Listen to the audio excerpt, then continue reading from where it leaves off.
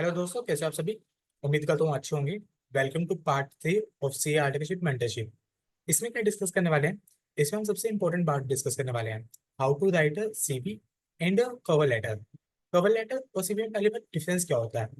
देखिए, cover letter क्या होता है। कवर लेटर आप किसी कंपनी में भेजते हैं, तो उसमें आप बताते हैं कि कंपनी में आपके इस डोमेन में इंटरेस्टेड हैं और कंपनी की आपको प्रोफाइल अच्छी क्यों लग रही है, आपके पास क्या स्किल्स है, आप उस प्रोफाइल पे क्यों इंटरेस्टेड है। यानी आप दो तरफ बात कर रहे हैं, कंपनी और आपकी। तो उनके ब्रिज को कवर करता है कवर लेटर। और व्हाट इज सीवी। सीवी और रिज्यूमे क्या होता है। रिज्यूमे इज बेसिकली आप अपने बारे में बताते हैं कि भाई मैंने ये क्वालिफिकेशन की है, मेरा ये एक्सपीरियंस है, मेरी ये हॉबीज है। उन चीजों को डिस्क्राइब करता है मेरा रिज्यूमे। सीवी किसको बोल देते हैं। देखो, रिज्यूमे से माइनर डिफरेंस होता है, मेरे को भी इतना ज्यादा नहीं पता। बट रिज्यूमे एक फ्रेशर्स के लिए होता है, बट सीवी जिसमें आपका एक्सपीरियंस होता है, वो चीज होती है। चलिए अब हम देखते हैं कि कवर लेटर का क्या है। और एक कवर लेटर अटैच करने से कंपनी को इंपॉर्टेंस समझ आती है कि भाई ये बंदा हमारी वैल्यूज की इंपॉर्टेंस कर रहा है। भाई देखो, अब अप्लाई करते हैं। अप्लाई करते हैं बड़ी कंपनीज में क्या सीन होगा, उनके पास लेट्स सपोज 100 एप्लीकेशन आई। 100 में से 900 ने क्या किया, वो 100 में से 19 ने क्या किया कि भाई वो कट पेट पेस्ट वाला भेज दिया, वो लिख के और रिज्यूमे अटैच करके। एक तो कुछ एप्लीकेशन ऐसी है, उन्होंने अच्छे तरीके से राइट ऑफ ईमेल है, कवर लेटर है, उन्होंने एक्सप्रेस दिखाया कि भाई आपके पास इतनी अच्छी प्रोफाइल है, उसमें मैं आपके काम सीखना चाहता हूँ। तो इस तरीके से एक प्लस पॉइंट जाता है। हम यहाँ पे हमेशा प्लस पॉइंट की बात करते हैं, तो हमेशा हमारा फोकस प्लस पॉइंट्स पे होना चाहिए।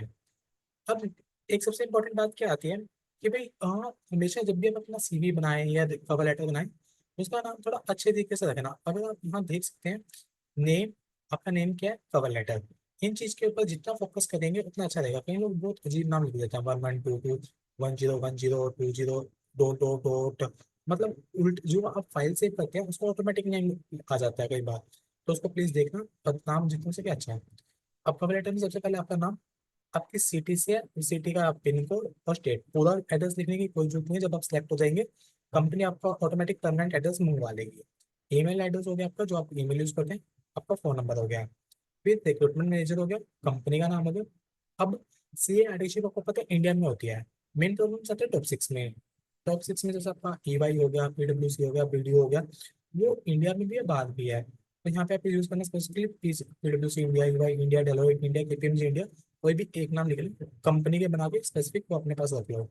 कंपनी का एड्रेस लिख लो, फॉर्म से कॉपी कर लो, dear hiring manager, I would to apply for C artificial पे लिख सकते हैं कौन से डिपार्टमेंट में। अब एक चीज का मैं आपको एक नोट करवा दूँ, मैंने यहाँ नोट में मेंशन किया, इसको आप रिमूव कर देना बाद में, और मैं इसका लिंक अटैच कर दूंगा ताकि आप इसको एडिट करके अपने लिए यूज कर सकते हैं। जो जो वर्ड मैंने बोल्ड किया है, उसको रिप्लेस करना स्पेसिफिक वर्ड से। मतलब मैं क्या क्या कहना चाह रहा हूँ कि भाई मैं सी आर्टिफिशियल पोजीशन भी अप्लाई करना चाह रहा हूँ। कौन से डिपार्टमेंट में, मतलब यहाँ पे आपका सिक्योरिटी ऑडिट हो सकता है, और जिसको हटा के मैं लिखूंगा सिक्योरिटी ऑडिट। अब मैंने यहाँ एक गलती क्या की है कि भाई सिक्योरिटी का एस कैपिटल आ जाएगा, और सेम विद ऑडिट का। अभी अंडरलाइन क्यों दिखा रहा है, अब इसको चेक कर लेते हैं। ये कह रहा है कि आप छोटा रखो, इसको आप देख लेना जो भी आपका सही लगे। फिर ऐसे ही हम वो करेंगे, कंपनी नेम आ जाएगा आपका। और मैंने अभी रिसेंटली बोर्ड बुक्स क्लियर किया, अगर आपके पास कोई ग्रेजुएशन किया तो वो डिग्री आ जाएगी, कौन सी यूनिवर्सिटी से की है, किस ईयर में की है, कितने मार्क्स से की है। अब इसमें I have a good skills in MS Excel की, मेरे को एमएस एक्सेल भी आता है। और कोई सॉफ्टवेयर जो आपने सीखा है, डेटा एनालिटिक्स किया है, ग्राफिक्स आती है, या जो भी आपको आता है एक्स तो आप लिख सकते हैं। ये मैं आके आपका यहाँ आर्टिकल करूंगा तो वहाँ भी मेरे को बहुत मदद करेगा। भाई इस कंपनी के बारे में लिख दीजिए। भाई कंपनी का बहुत अच्छा नाम है, उसकी डोमेन प्रैक्टिस यानी ऑडिट प्रैक्टिस या टैक्स प्रैक्टिस या इन्वेस्टमेंट बैंकिंग प्रैक्टिस जो भी है उनकी, जिस डोमेन में आप अप्लाई करें उसका प्रैक्टिस लिख देना। और मैं कॉन्फिडेंट हूँ भाई आप परफेक्ट प्लेटफॉर्म है जहाँ पे मैं आके सीख सकता हूँ। फिर आप यहाँ लिख देना सिंसियरली आपका नेम, और इस लाइन को प्लीज रिमूव कर देना, ये सिर्फ आपको बताने के लिए लगाई गई है। तो इस तरीके से आप एक कवर लेटर को ड्राफ्ट कर सकते हैं। और इसके अंदर एक और पैराग्राफ ऐड हो जाएगा। इफ आपके पास कोई एक्सपीरियंस है कि आपने रेगुलर कॉलेज से आपने कोई इंटर्नशिप किया, भाई मैंने इसे इंटर्नशिप किया, इसके इंटर्नशिप के दौरान मेरे पास टीम बिल्डिंग लीडरशिप स्किल्स आई हैं, या आप ट्रांसफर केस है तो भाई मेरे पास इस डोमेन का पहले से ही एक्सपीरियंस है। इस तरीके से आप इसको एड ऑन कर सकते हैं as per the cases applicable होंगे। तो उस चीज़ का प्लीज ध्यान रख लेना। तो सिंपल सा होता है लेटर, अगर आप इसको लगा दोगे तो प्लस पॉइंट हो जाएगा। देखो होता क्या है, अभी हम सेम बैकग्राउंड पे खड़े हैं, सी इंटरमीडिएट क्लियर है, फाउंडेशन मैक्सिमम जनों का क्लियर है, 10th 12th में भी अच्छे मार्क्स आ गए। अब सब जगह जब एक लेवल पे आ गए मार्क्स में, देखो चलो रैंक ऑफ हो गए या मीडियम पे आ जाते हैं, कि मैक्सिमम जनों पे 200 से 250 या 270 के बीच में होते हैं। अब एक एक प्लस पॉइंट कि आपने ईमेल अच्छी लिखी है, सेशन में देखेंगे आने वाले में। अच्छा, मैंने लिंक्डइन पे कनेक्शन सही बनाए, मैंने ईमेल सही टाइम पे भेजी, तो यहाँ पर देख रहे हो कि प्लस प्लस प्लस प्लस करके आपकी एप्लीकेशन इन सब एप्लीकेशन से ऊपर जा रही है। तो इस चीज़ का प्लीज माइनर डिफरेंस देखना। चलिए अब हम डिस्कस करते हैं उस पर, रिज्यूमे पे, क्योंकि बहुत इंपॉर्टेंट होता है। आपको पता है रिज्यूमे के नाम पे लोग कितने उल्टे सीधे पैसे मांगते हैं। तो फ्रेशर्स के रिज्यूमे में कुछ खास चीजें भी नहीं होती है, कॉमन होती है, बट हम इसको देखेंगे कि हम दूसरों से कैसे स्टैंड आउट करें, कि भाई प्लस पॉइंट्स कैसे लिखेंगे, क्योंकि रिज्यूमे में दो चीजों में आप फिक्स खेलेंगे। आपका नाम आ गया, आपकी एज, फोन नंबर, एड्रेस, वही, और ईमेल का ना लिंक का ना एक चीज का ध्यान रखना, जैसे अभी व्यू हो रखा है, यानी ये अगर मैं इसको पीडीएफ में कन्वर्ट करूंगा तो इस पर क्लिक करूंगा या मेरी वेबसाइट ओपन कर देगा। मुझे ना क्या करते हैं कि कुछ पेस्ट करके उसके बाद ना स्पेस दबाना पड़ता है, जब जाके ये लिंक जनरेट होता है। सिर्फ स्पेस नहीं प्रेस करते इसके, वो लिंक नहीं जनरेट हो पाता, तो उसका प्लीज ध्यान रखना। अब ये देखिए, कैरियर ऑब्जेक्टिव में आपको एक चीज दिखेगी, aspiring to secure C artificial in direct tax. मैंने सिर्फ जैसे ये आपको दिखाने के लिए चैट जीपीटी किया, भाई डायरेक्ट टैक्स में मेरे को, मैंने चैट जीपीटी पे सिंपल लिखा, मुझे सीए आर्टिफिशियल डायरेक्ट टैक्सेशन में करनी है, सीवी के लिए कैरियर ऑब्जेक्टिव 3-4 लाइन्स में विद स्ट्रॉन्ग कीवर्ड्स, इसने खुद जनरेट करके दे दिया, बहुत अच्छा। फिर मैंने 70% कॉपी किया, 30% उसको एडिट कर दिया। भाई मैं यहाँ पे टेक्स्ट स्ट्रेटजी सीखना चाहता हूँ, कंप्लायंस सीखना चाहता हूँ, continuous learning to improve with experience. Same with आप कर सकते हैं भाई, इंटरनल ऑडिट कर लिया या वो कर लिया, फिर आप सीवी का नाम रख देना, ताकि आपको भी आ जाए, सामने वाले कंपनी को भी अच्छा लगे। हमें दोनों चीज करनी है, हमें भी आ जाए, कंपनी को भी अच्छा लगे। तो हम दोनों काम कैसे कर सकते हैं, जैसे मैंने अभी रखा हुआ Vivek Bansal, resume, internal audit, statutory audit, direct tax, indirect tax, या आप अपना नाम रख सकते हैं एबीसी, डोमेन और कंपनी, उस तरीके से। फिर आता है एजुकेशन। एजुकेशन में अगर आपने देखो 3 टाइप के बच्चे हैं, मैं कैटर कर रहा हूँ, प्री रिजल्ट टाइप वाले, पोस्ट, और उसमें फिर सी एंड ग्रुप 2 ग्रुप 1। अब ये कौन से कोई से भी टर्म हो सकता है, नवंबर में, मई में। फिर इसमें स्कोर एग्जाम्पशन है कि इसमें एग्जाम्पशन आ गया है। अब इसमें एक चीज का बिल्कुल ध्यान रखना है कि एग्जाम्पशन इन, यानी अब क्या करते हैं, हम कॉस्ट अकाउंटिंग लिख देते हैं, बट वो चीज गलत हो जाती है। कि भाई कॉस्ट अकाउंटिंग में क्या गलती होती है, जो नेम आईसीआई यूज करता है, आईसीआई में cost and management accounting use होता है, बट अब चेंज हो गया हो तो देख लेना एज पर द एप्लीकेबल। तो जो नेम आईसीआई यूज करता है वो करना है। सेकंड गलती क्या करते हैं, कुछ ना लिख देते हैं score examination in paper 4 paper 5, या ग्रुप 1 पेपर 4। अब जैसे अभी इंटर की पुरानी स्कीम थी और न्यू स्कीम थी, अब पुराने में 8 पेपर थे, अब नई में 6 हैं। अब 2 पेपर कम हो गए, तो पेपर 4 और 5 का नाम चेंज हो जाएगा। बट रिज्यूमे क्या होता है, मेरी फुल क्लियरिटी देता है कि भाई मेरे ऊपर कोई भी क्वेश्चन नहीं आना चाहिए, सामने वाले को पढ़ के हर बात को समझ आ जानी चाहिए। तो अब आपने लिख दिया पेपर 4, अब सामने वाले के माइंड में क्वेश्चन अराइज हो गया कि पेपर नंबर 4 कौन सा होगा। तो आपसे पूछेगा यार ये पेपर नंबर 4 कौन सा है, तो आप उसका रिप्लाई दोगे। तो ये चीज ना हल्की फुल्की गलत हो जाती है, इससे बच के रहना। अगर आपके पास प्रॉपर स्पेस है तो उसका अच्छे तरीके से काम लिखना, स्कॉट एग्जामिशन है ऐसे। Same with foundation.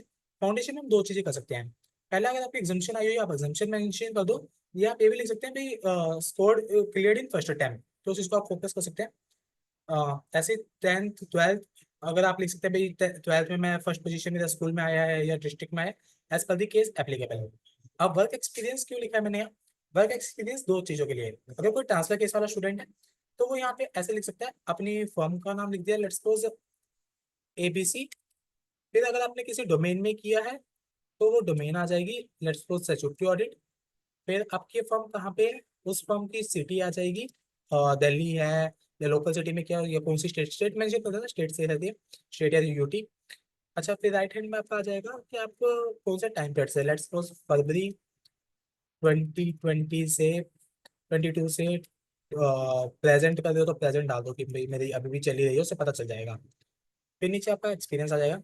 एक्सपीरियंस में किसका ध्यान रखना कि मुझे राम कथा नहीं लिखनी है कि भाई सीता को कौन उठा के लेके गया या कुछ। उसमें आपको कीवर्ड्स को लेके चलना है, फाइनेंशियल, नॉन फाइनेंशियल।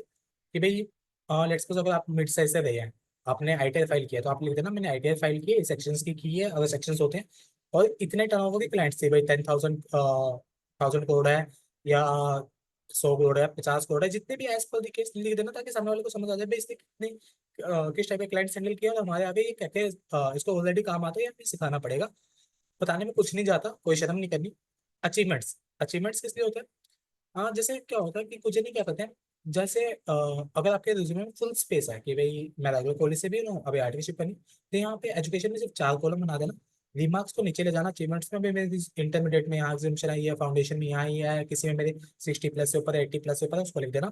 या अचीवमेंट्स में भाई मैं स्कूल में हेड बॉय रहा हूँ, हेड गर्ल रही हूँ, मेरे 10th में भी एक्सेप्शनल चीजें थी, बीकॉम में मैंने कुछ पार्टिसिपेट किया था, मेरे को ओसी के दौरान सर्टिफिकेशन मिली है भाई, बेस्ट प्रेजेंटर रहा हूँ या कुछ इस तरीके से। फिर सर्टिफिकेशन ट्रेनिंग में दो तो हमारे पास होती है, आईटी और ओसी। अब आईटी में क्या कर सकते हैं, जैसे कुछ जने बोलते हैं भाई मेरी आईटी नहीं हुई है और मेरी चल रही है, उसको क्या करूँ? आप ऐसे करके मेंशन कर सकते हैं भाई ऑन गोइंग, कि मेरी अभी चल रही है, उसको उनको समझ आ जाएगा कि भाई ये कंप्लीट कर लेगा, जब तक हमारे पास तक आएगा तो आपके रिज्यूमे में नाम भी आ गया। अब आपके पास की स्किल्स आ रही है, की स्किल्स आप इनको भी यूज कर सकते हैं। अगर आपको चाहिए भी मेरे को कुछ अलग करना है, देन चैट जीपीटी कर सकते हैं। जैसे एक आपके पास होगी स्ट्रेस मैनेजमेंट, तो भाई आप एंगर भी मैनेज कर सकते हैं, स्ट्रेस भी कर सकते हैं, बहुत चीज़ें आ गई इसके अंदर। क्रिएटिव हो आप, तो उन चीज़ों को आप कंसिडर कर सकते हैं, तो इस तरीके से। और फिर आपकी पर्सनल डिटेल्स आ गई, father name, language. Father name optional है, डालना हो डालो, नहीं डालना कोई ऐसा कंपल्सन नहीं, डाल दोगे तो सही रहेगा।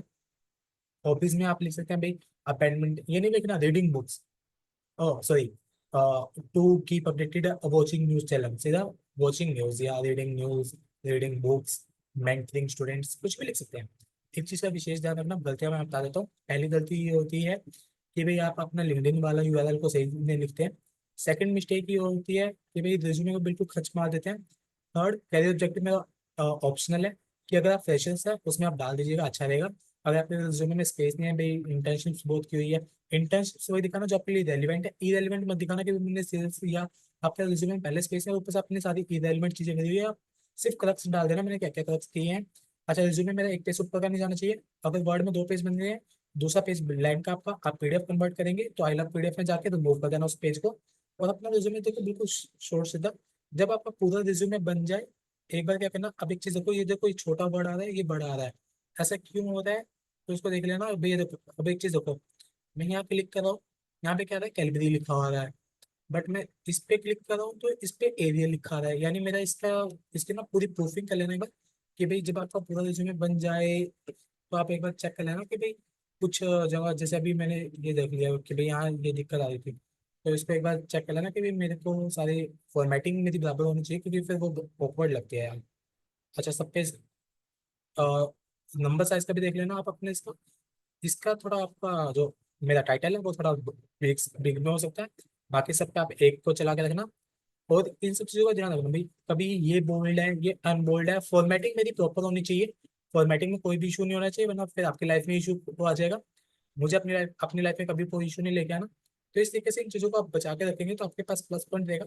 अभी भी आपको बता दो, प्लस प्लस प्लस करके आपकी एप्लीकेशन सेलेक्ट हो जाएगी, आप देखते देखते अच्छी फॉर्म में लग जाएंगे।